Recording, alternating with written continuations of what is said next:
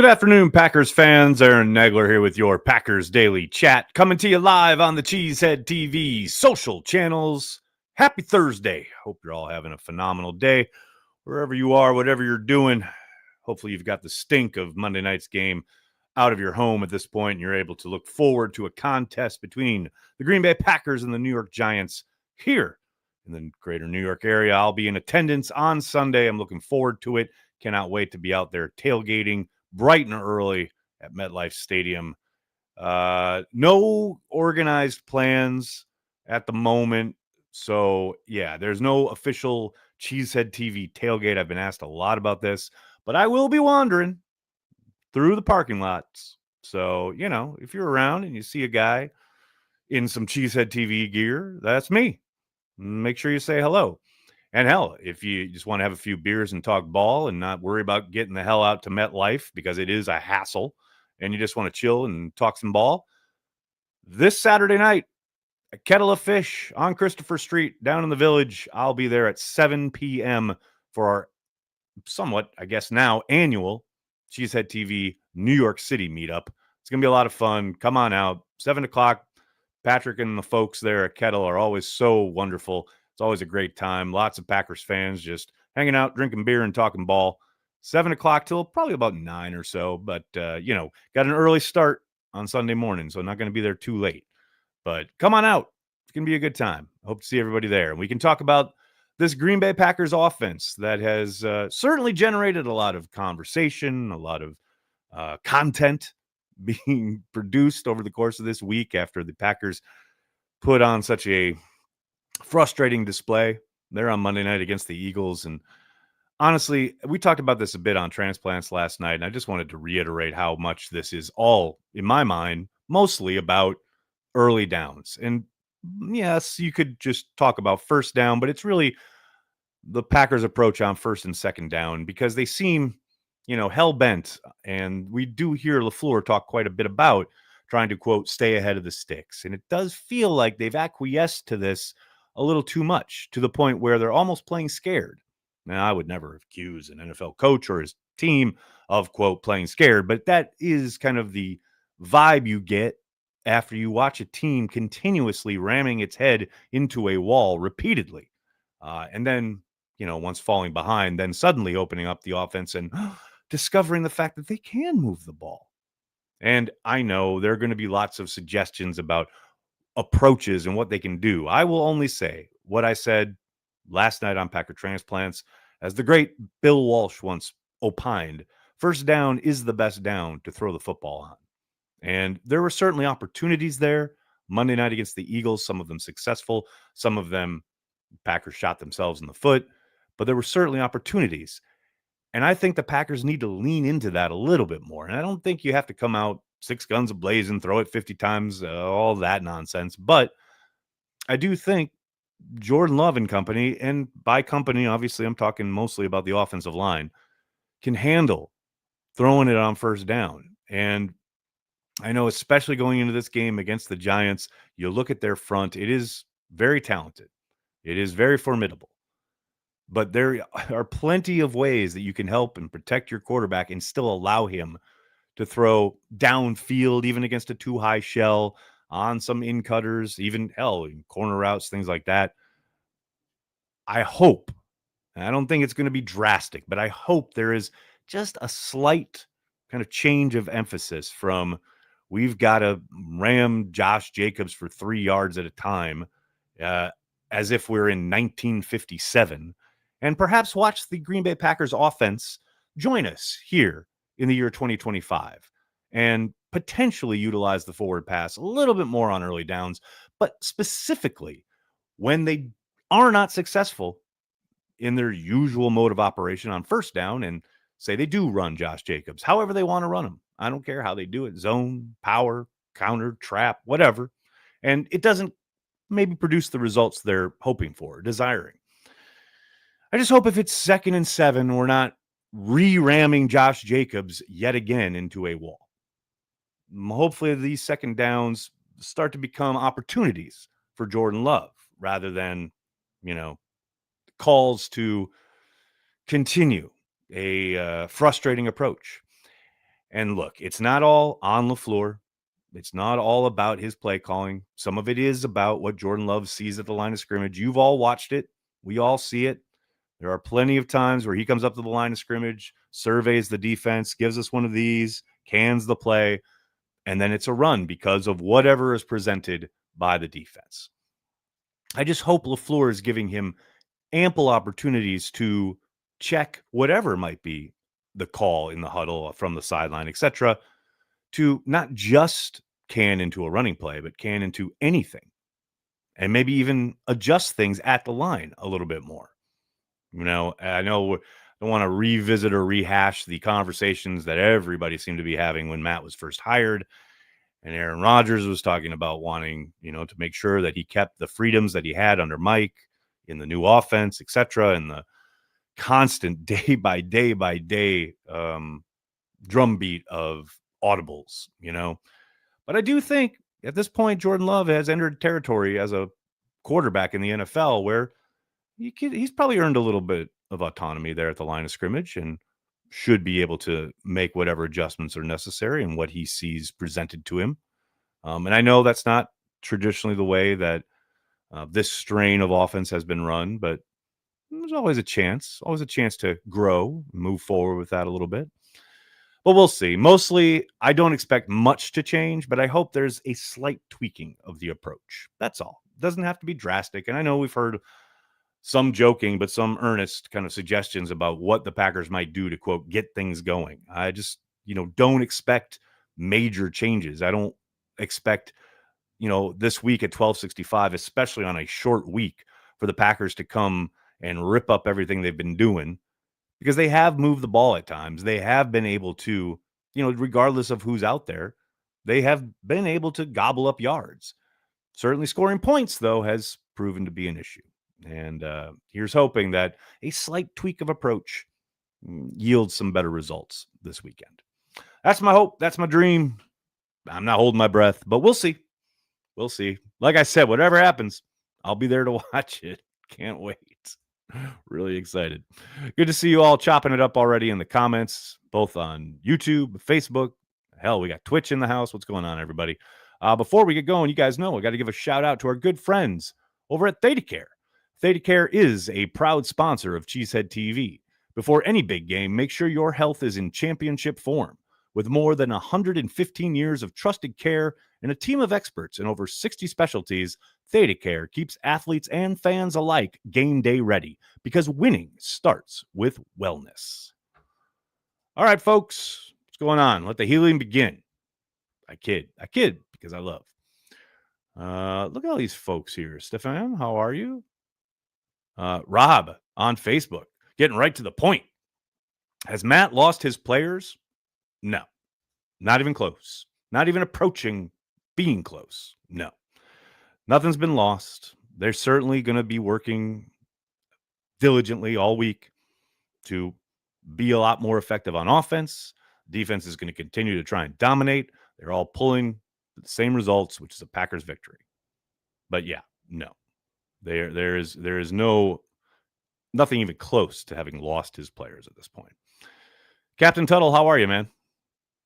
Offense reminds me of the 2023 slump. Thoughts? Captain, I'd be lying if I didn't say I had the exact same thought watching that game on Monday night and how frustrating it was. I'll never forget that kind of week leading up to the Broncos game, because I don't know if it was immediately after they'd given up 70 to Miami, but it was close. It was like, I think, a week or two after.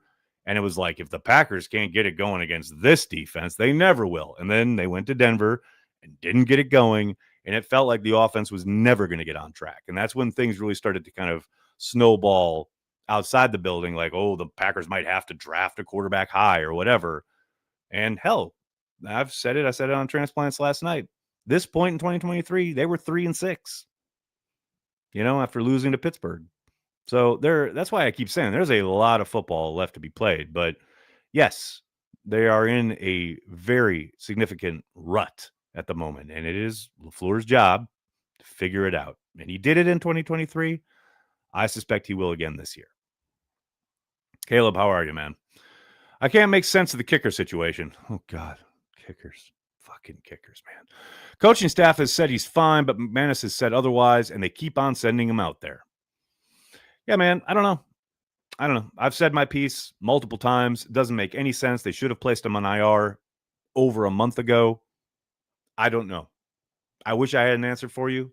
None of it makes sense. And I know lots of people posit the theory, and this is probably true, that Harvick hasn't been great in practice.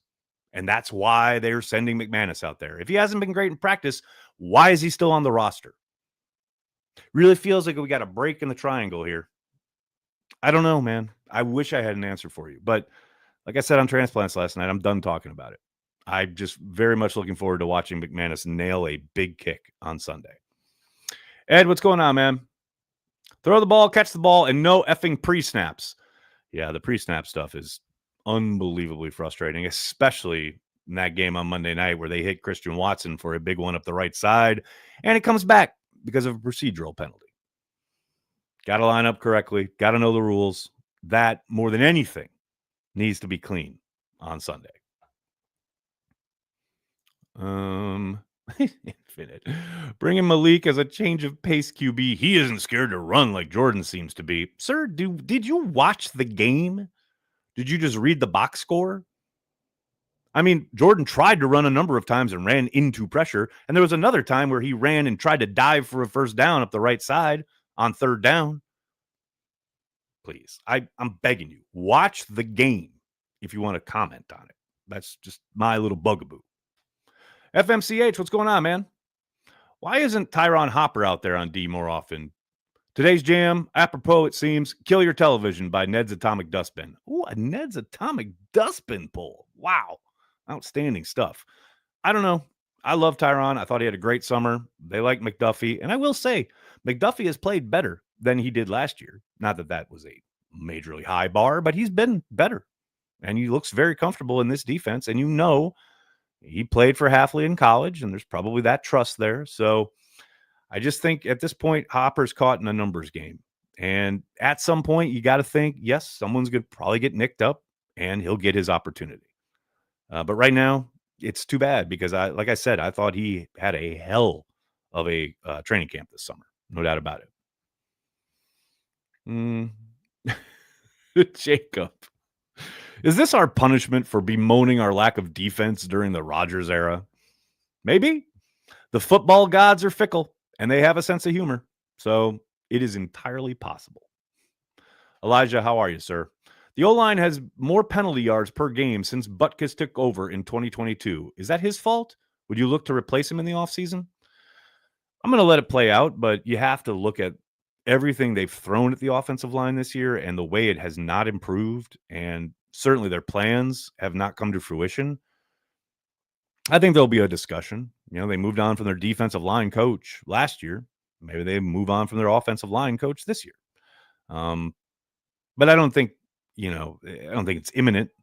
And I do, like I said, I think they will let things play out down the stretch here, see how they perform over the course of the last 8 games. Because don't forget, it's not like they were beating the brakes off people up front early last season. Now they seem to kind of figure it out a little quicker last year, and they got Josh Jacobs going, etc. But I would wait and see how this thing plays out over the course of these next 2 months. Oh, Joseph, you are talking my language right here. Let Wiley and Fitzpatrick cook. Give me 13 looks, then give me U71 bacon. Yes. Hey, how about that play where they ran I formation with Wiley at fullback, and then they did the toss to the right, and Wiley gets out there and just seals that edge and blows the guy out and has a great lane for Jacobs to run through. Let's run more of that. That was fun. That was a good time. I'm down on this. And then work off of that. You could fake the pitch and then boot Jordan and then bring one of those tight ends over the middle. I'm all in. I like where your head's at. Let's go, man. Right. What do you think Goody is thinking right now? He's probably thinking, Nagler, don't mention me, because he watches this show every single night. I kid. I have no idea. Marshall Duke. Can we invent a new position? Pinch kicker? Is that what Harvesek is supposed to be? He could be if he was ever active on game day. That's the other thing that just makes no sense. Well, we're going to keep him around, but he's never going to be active. Okay. Sure. All right. Mike, you're not wrong, man.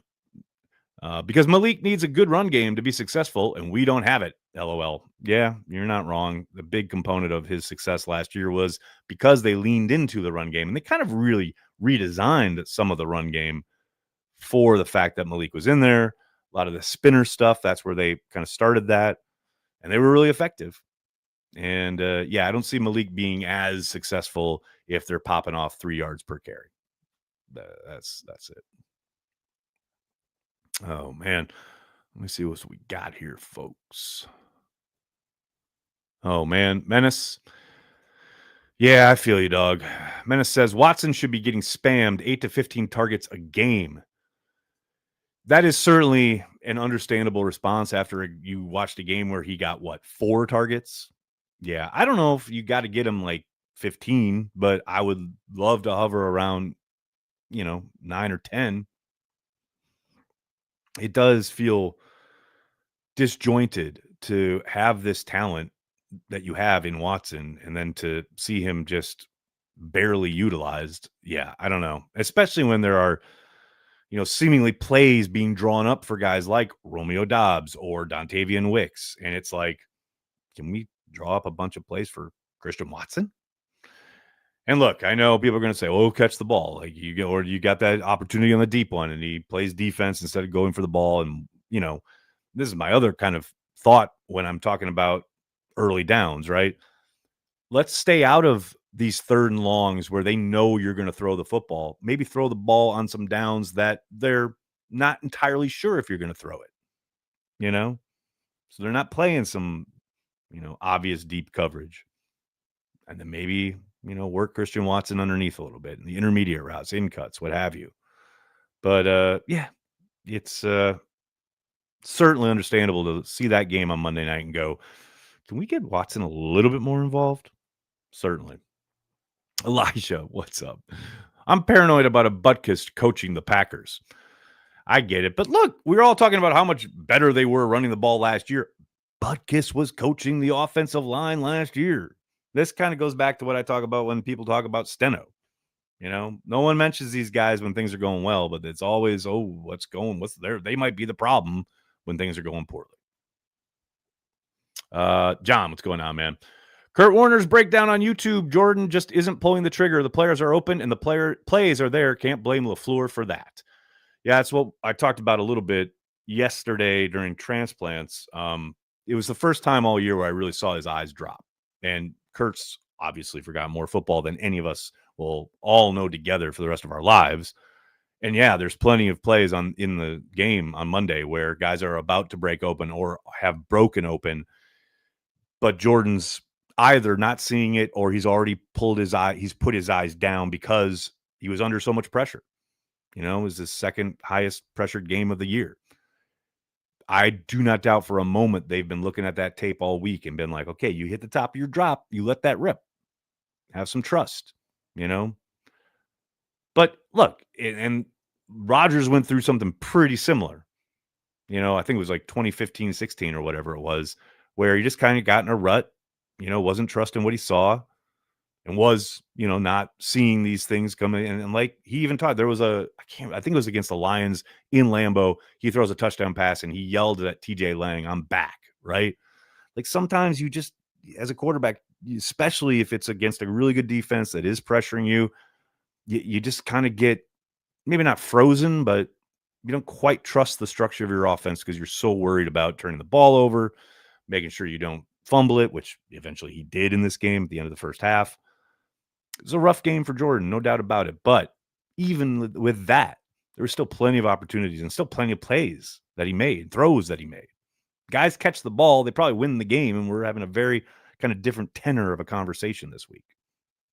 So, but yeah, got to get at the top of the drop, trust what you're seeing, trust your teammates, and let it rip. No doubt about it. Grimpy, any word on LVN? Yes, LVN was back at practice this afternoon in a limited capacity, but he was there. So it'd be great if he's able to go on Sunday. I would suspect probably still a week away. That would be just my guess, total guesswork, but just encouraging to have him back out there. Would be wonderful to get him back in the mix. No doubt about it. Jared. Justice this week. Basically, we're screwed till 2027. Rough pill to swallow. Yeah, as I said on Transplants last night, that's a bit of scaremongering on Justice's part. Love you, Justice, but yeah, they're going to be okay. I promise. Yes, there is going to be, as he termed it, an exodus. Right? There's plenty of guys whose contracts are up, but there's a reason they call it draft and develop. Yes, Romeo Doubs is gone. Why did they draft 2 receivers this year? One of them in the first round for the first time since the early 2000s, because they're going to develop them. And Romeo Doubs is gone. Yeah, because they got 2 more receivers they're going to bring up and bring along. The offensive line. Why do you think they drafted Belton with a premium pick? Because he's going to develop. They've already got Jordan Morgan ready to sit there and probably play left tackle next year. Like, I love Justice, but just calm down. All right. Calm it down. After Asante Samuel miss, any other cornerbacks out there? Yeah, we got Bo Melton, who's playing wide receiver. I'd be very surprised if they went the free agent route. And, I know he came in for the visit. I do not doubt for a moment the Packers were doing their due diligence and just getting as much information on him as possible. Never really expected them to sign him, though. And look, after Monday night's game, I'm feeling pretty damn good about the Corners. They played a hell of a game. And yes, you can talk about a play here or there, but man, overall, they were lights out. Pretty damn good against a really good team. So, yeah, I'm not suspecting or expecting that they're going to be signing free agent cornerbacks anytime soon, but we'll see. Neil, what's up, man? Oh, wow. Bigger special team shit show, 2021 or this year? Man, it feels like a push, right? I'd probably just slightly go 2021, but it is close. I ain't gonna lie. It don't feel great. Let's put it that way. Porkmaster, how you doing, man? The league is so close. I think 10 to 12 plays separates us from undefeated. Until we get our asses handed to us, we got a shot to fix it. Couldn't agree more, man. There's always sliding door moments. There's always games and moments that you look at and you think, if then, they're so close because they've missed kicks or had kicks blocked, or had moments in a game where the defense gave something up where they haven't given something up like that the rest of the season, right? It's so true, though, and you've heard LaFleur talk about it so many times. These games come down to 1 or 2 plays almost every week, and that's why you can't take any opponent for granted. You can't expect to walk in and just win a game. Every team is filled with talent. Now, some have, yes, a slightly, just a slightly better roster on occasion, but that doesn't automatically mean you're going to win. It is very, very, very thin lines. No doubt about it. Bob. So, prediction for Sunday? Yeah, you'll get a prediction tomorrow. We don't make predictions on Thursday. Got to get to Friday, see the full injury report, get the complete picture of what might happen. And I'm just lazy, and it's Thursday, and I don't want to give a prediction yet, but I'll give you one tomorrow. How's that? It'll be good. New York Cheesehead, how are you, man? Valentine looks good. He does look good, doesn't he? I mean, I thought, clearly everyone's going to look at the big play to Saquon Barkley, which Halfley just talked about. Like, they messed up, some aspects of that play. But, man, on balance, for the majority of that game, I thought Valentine was lights out. And I thought that's exactly what you want to see. His attacking the football because he knows that rush is going to get home. That was exactly what we've been talking about. Basically since the Dallas game, it's been, you got to be able to, you don't have to press. You don't have to play press man, all that stuff. Like, you talk about being aggressive. You can still play off, but be aggressive in your kind of break on the ball and a break on the route, right? He's been excellent in that regard. And I think he's been physical too in the run game. He's really helped them there. So it's good. It's a good development, right?